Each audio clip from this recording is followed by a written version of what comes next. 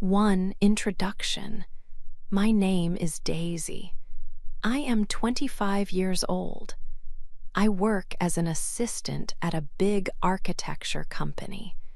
I like my job because I love to see old buildings and new plans. I work hard every day. My routine is simple. I wake up early, drink coffee, and take the train to the office. I spend most of my time organizing papers and answering phone calls. I help many people, but mostly I help my boss, Mr. Mitchell. Mr. Mitchell is 35 years old. He is very tall and always wears perfect, expensive suits.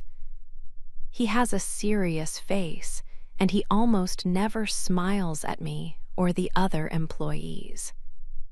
Mitchell focuses only on work and business results. He talks only about numbers, deadlines, and money. He is very intimidating and sometimes very cold. Everyone in the office is careful around him. He makes me nervous every time he speaks my name or looks at my desk. One afternoon, I was busy filing documents. The phone rang loudly on my desk. It was Mitchell's direct line. "Daisy, come to my office immediately," he said. His voice was deep and cold like always. I walked quickly to his large corner office. The room felt cold too. He was standing by the big window, looking out at the city below. "We have a new project starting soon," he told me without turning around. "It involves an old cabin in the mountains. We must inspect the house before we begin the design work. It is very far away from the city." He finally turned and looked at me with his dark, demanding eyes. "Pack your bags, Daisy," he ordered. "We will leave first thing tomorrow morning. We will stay there for 2 nights. There is a lot of work to do." I felt a sudden rush of fear and worry in my stomach. 2 nights alone with Mr. Mitchell. This felt like a professional disaster waiting to happen. I did not want to spend 48 hours traveling alone with him. He is too strict and too formal. I worried about the long, silent car ride. I worried that I would make a major mistake and he would be angry. But I needed this job very much, so I had to accept the order immediately. "Yes, Mr. Mitchell," I said, trying to keep my voice steady. "I understand. I will prepare all the necessary files and documentation for the trip immediately." I went back to my desk feeling heavy. I pulled out the maps and the detailed files about the remote cabin. I looked at the location. It was very remote, far from any towns or services. I started making a careful list of things to pack. I put clothes, my laptop, and all the important architectural documents into my suitcase. I felt a lot of anxiety about the time we would spend together, trapped far away. Mitchell did not allow personal conversation. He only allowed talk about work. I tried to focus on the tasks, pushing the fear away. I closed the office door late that night, ready for the strange, difficult trip that waited for me tomorrow morning. 2. The snowstorm. The car ride was very long. We drove many hours into the mountains. The road went up and up, winding through the tall, dark trees. Finally, we arrived late in the afternoon. The cabin was very old. It stood alone in the quiet forest. The house was large and made of dark wood. It looked beautiful, like a picture from a book. But inside, it was dusty and quiet. Mr. Mitchell looked around the rooms quickly. He was focused only on the inspection plans. I felt a little anxious. This place was very far from the busy city. We were truly isolated. Then, the weather changed very fast. I looked out the window. The sky became heavy and dark gray. A cold wind started to blow hard. Soon, large, white flakes of snow began to fall from the sky. At first, the snow was soft and pretty, but the snow quickly became a heavy storm. The wind howled very loudly around the cabin walls. Within 2 hours, the ground was completely covered in white. The snow was deep, blocking the roads completely. We realized we could not leave the cabin now. We were trapped here until the storm stopped. Mr. Mitchell tried to call the office immediately. He held his mobile phone up high, searching for a signal. "The phone lines are down," he announced. He looked very unhappy. "There is no internet connection and no phone signal at all. We are completely cut off." He put his phone in his pocket. He looked frustrated, like he hated this loss of control. We were totally alone in the quiet woods. There was no technology or work to distract us. I felt a strong mix of fear and excitement. It was scary to be isolated with my strict boss for maybe several days. But the storm made the whole world disappear. I felt a strange sense of freedom. We had to accept the situation. I decided we needed warmth. I found a kettle and put water on the fire to make some hot, comforting tea. 3. Talking by the fire. We sat down in the large living room. The cabin felt very cold after the sun went down. I finished making the hot tea and gave a cup to Mitchell.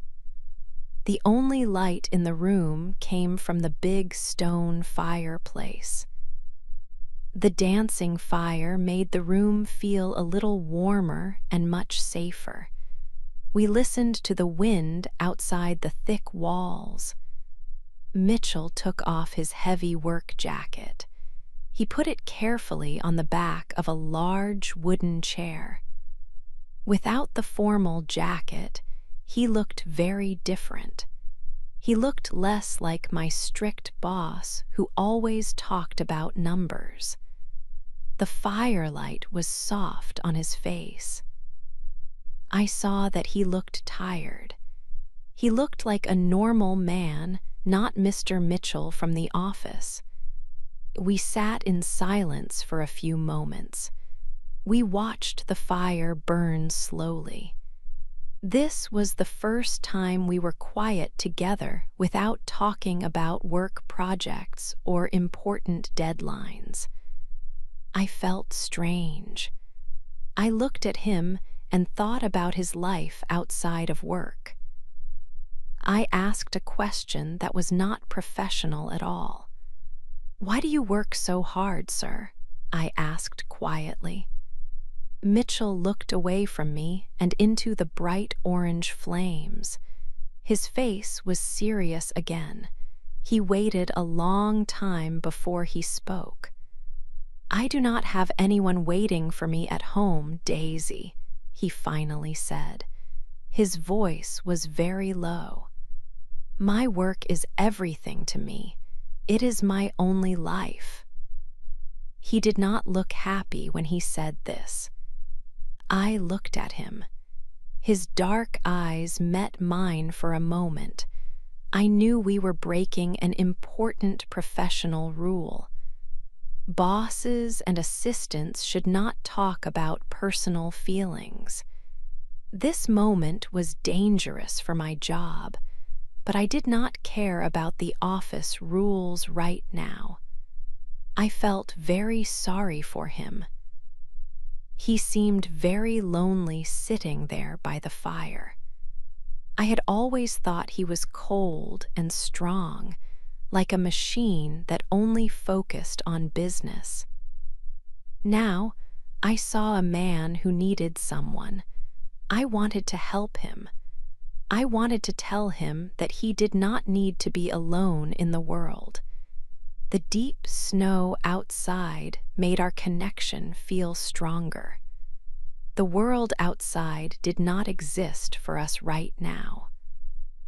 Only the fire, the cold air, and the two of us were real. The talk changed completely. It was not professional anymore. The strict boss was gone from the room. The lonely man was here. I stayed quiet and just looked at him. I hoped he would talk more. I felt a new, warm feeling starting between us by the fire. Getting closer. The temperature dropped quickly. It became very cold inside the large house. We needed to be closer to the fire to stay warm. We moved onto the rug right next to the flames. We sat very close to each other. Our shoulders touched. This small contact made my heart start to beat very fast. It felt like a drum hitting quickly inside my chest. I could feel his warmth next to me. I tried to look only at the fire, but I kept looking at him. I looked at his hands. They were large and strong. I remembered the stories people told at the office. They said Mr. Mitchell was cold. They said he did not have a heart. But tonight, they were wrong. In the light of the fire, his face looked softer. His eyes were not hard like they were when he was working. He was quiet for a long time. The only sound in the cabin was the wood crackling in the fireplace. I felt a very strong feeling between us. It was like electricity moving through the air.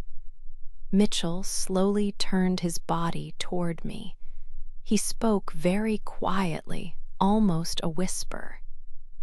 "You are a good assistant, Daisy," he said. I was surprised. He never gave me compliments at work. He only spoke about deadlines and numbers. He looked at me seriously and added, "I am sorry if I am hard on you sometimes." I realized that the strict boss I knew was gone. The man sitting with me was gentle and honest. He lifted his hand and gently moved a piece of my hair away from my face. His touch was very light and warm against my skin. I stopped breathing for one moment. I wanted to speak, but the words would not come out. I felt trapped by the moment, but I liked this feeling very much. We stayed like this for several minutes. The cabin felt small now, even though it was large. We were very close. I looked into his eyes again. They were looking at me, not at the fire. The man who only cared about architecture was gone. A gentle man was sitting on the rug with me. This new feeling was powerful. It made me forget about the heavy snow outside. It made me forget about my job. I only thought about him and the heat of his hand near my face. I wished the snow would never stop falling. We did not need to talk anymore. We understood many things just by sitting together in the dark. I knew that when we went back to the city, everything would change. But for now, we were simply two people trapped by the snow and getting closer. 5. The first kiss. Mitchell leaned closer to me. He looked hard at my lips, and then he looked at my eyes. The silence in the cabin was very heavy. I knew that this was a dangerous moment. He was my boss, and if anyone knew about this, it would cause a big problem for both of us. I thought about the office rules. They were very clear. We must have no personal relationships.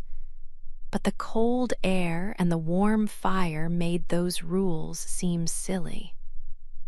The snow outside made the rest of the world disappear. We were alone here, just the two of us, and we were safe from the world. I watched his face come closer to mine.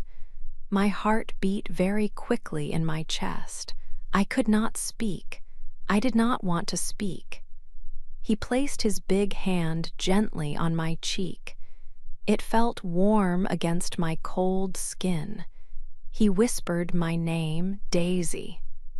His voice was very soft and low. Then he kissed me. It was a slow kiss. It lasted for a long time. It tasted like the tea we drank and the smoke from the wood fire. I closed my eyes right away. I kissed him back.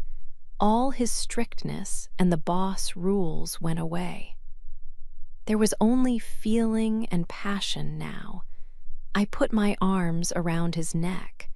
I held him tightly. I forgot about the office and my job. I forgot that he was Mitchell, the serious boss who only cared about numbers. I only saw the gentle man in front of me. I felt a big wave of emotion. The kiss became deeper. We did not want to stop. I felt safe in his arms. He held me like I was something very special. This was not the man who focused only on work. This was a man who felt lonely, just like he told me earlier. The kiss was a promise of something new. This moment was everything. I let go of all my fears about the job. I decided that this connection was more important than my career.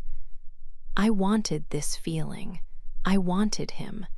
The world outside the cabin did not matter now. For the first time, I felt truly happy and free. We stayed like that, close together by the fire for many minutes. 6. A special night. Mitchell held me tightly after the long kiss. His voice was low and rough when he spoke. "Stay with me tonight," he asked me. He looked directly into my eyes. "I do not want to be alone tonight, Daisy. Please stay." I felt a sudden warmth spread through my whole body. I wanted to stay with him very much. I nodded my head quickly. "Yes," I whispered back. "I will stay with you." We stood up together from the cold rug. We walked slowly into the bedroom of the old cabin. The room was very dark, but the light from the moon came through the big window. The bed was large and covered with many thick, heavy blankets.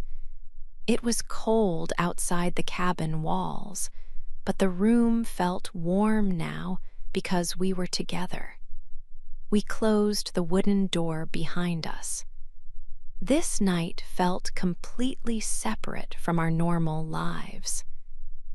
The heavy snowstorm kept the entire city and the office far away from us. We completely forgot about our jobs. We forgot about Mr. Mitchell, the strict boss, and Daisy, the quiet assistant. We were only two human beings finding comfort in the deep mountains. We did not talk about work. We did not talk about numbers or professional rules. We only spoke soft words to each other. Mitchell wrapped his powerful arms around my body. He held me very close under the heavy blankets. His arms felt strong and safe. I felt absolutely secure. I had never felt this safe with anyone before in my life. He kissed my forehead very gently. He made me feel cherished and precious. He treated me like I was the most important person in the world to him. We stayed awake for a long period of time. We just held each other tightly. I looked at his face in the pale light from the window. He looked peaceful and calm. The serious, angry look he always wore at the office was completely gone. I started to have new dreams. Maybe this was not just one single night in a remote cabin. Maybe this moment was the real start of a true relationship. Maybe our lives would change forever when the snow melted and we drove away. I hoped that he felt exactly the same way I did. I hoped that his lonely life was finally ending now. I closed my eyes and smiled into the darkness. It was a beautiful and special night just for us. We slept late, wrapped tightly together, far away from all our worries and fears. 7. The cold morning. The next morning, the sun came out. The light was very bright and white. The heavy snow stopped falling. I woke up feeling happy and peaceful. I looked at Mitchell while he slept. He looked calm and young. I thought about the special night we spent together. I truly hoped that our new relationship was real. I thought about how we would act when we returned to the busy office. Suddenly, we heard a loud noise outside the cabin. It was a big snow plow. The plow was clearing the road so cars could pass. Our time alone was ending very fast. The feeling of magic went away quickly. Mitchell's mobile phone rang loudly on the small table. He grabbed the phone immediately. He looked at the screen and then answered the call. His voice changed completely. It was the deep, cold voice of Mr. Mitchell, the boss. He talked about work and the inspection of the cabin. He did not look at me one time while he spoke. He ended the call and stood up fast. He put on his suit jacket. He tied his expensive tie very carefully. He looked serious and professional again. He was the man I knew from the architecture company. He was not the gentle man I held last night. "Daisy," he said. His voice was sharp and very cold. "We need to leave now. The road is clear." I waited for him to say something kind about the night. I waited for him to smile at me. He looked at the floor instead. "About last night," he continued. "It was a mistake. a big one. The snow in the cabin made us forget things. We are professionals, Daisy. We must be professionals again in the city. My heart felt like a stone. It was a strong, sharp pain in my chest. I felt very foolish because I believed that he cared for me. He only cared about his job and his good reputation. He was scared of a scandal. The gentle man from the firelight was completely gone. I wanted to tell him that feelings are not mistakes, but I could not speak. My throat felt tight. I got dressed quickly. I packed my small bag in silence. We walked out of the cabin and got into the car. The drive back to the city was long and painful. Mitchell drove very fast. He listened to the news on the radio. He did not talk to me even one time. He did not look at me or ask if I was okay. I sat in the passenger seat and looked out the window at the white mountains. I thought about the terrible words he said. It was a mistake. I realized that for him, I was just a part of the mistake. The silence in the car was worse than the snowstorm. I felt very sad and very alone. The rules of the office were back, and they were stronger than any feeling we shared. 8. A new start. The return to work was very hard. Mitchell came into the office and acted like nothing happened. He was the cold boss again. He looked through me, not at me. For 2 days, he ignored my presence completely. He gave me work through other people. He did not speak a single word to me. I felt invisible. I felt pain in my chest all the time. I remembered the night in the cabin. I remembered his soft voice and his warm touch. How could he forget that time so easily? I felt angry. I felt sad. I thought about the professional rules he cared so much about. But I realized that the rules hurt me now. On the 3rd morning, I looked in the mirror. I saw a strong woman. I realized that I was worth more than this treatment.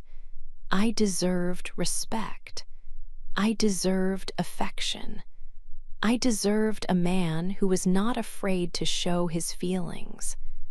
I decided I could not work for him anymore. I walked to my desk and put my notebook in my bag. I took a deep breath. I walked straight to Mitchell's large, closed office door. I knew I needed to take control of my life. I opened the door without knocking. Mitchell was sitting at his large wooden desk. He looked up, surprised to see me there. His face was immediately serious. "Daisy, what is this? You must knock." I stood tall. My hands were shaking a little, but my voice was firm. "I cannot work here anymore, Mitchell. I am quitting my job." I said the words clearly. I put my office pass on his desk. I did not wait for his answer. I turned my body and began to walk toward the exit. I needed to leave the company and the memories behind me. I heard the sound of his chair moving quickly. Before I reached the door, he was there. He moved fast and stood in front of the door, blocking my way out. "No," he said. His voice was loud, almost a shout. His eyes were wide and desperate. All the coldness was gone. He looked like the man from the cabin again. "You cannot leave. Please, Daisy, wait." He looked truly afraid. He reached out and grabbed my hands. His skin was warm against mine. "I was scared," he confessed. "I was scared of my feelings. I was scared of what people would say. I care about the company, but I care about you more. I love you, Daisy." He said the words quickly, like he had held them inside for too long. "Please, don't leave me. Stay with me, not as my assistant, but as my partner." He looked down at me, waiting for my answer. He took my face in his hands and kissed me deeply in front of the open door. It was a promise. I smiled against his lips. This was not the end. This was a new start.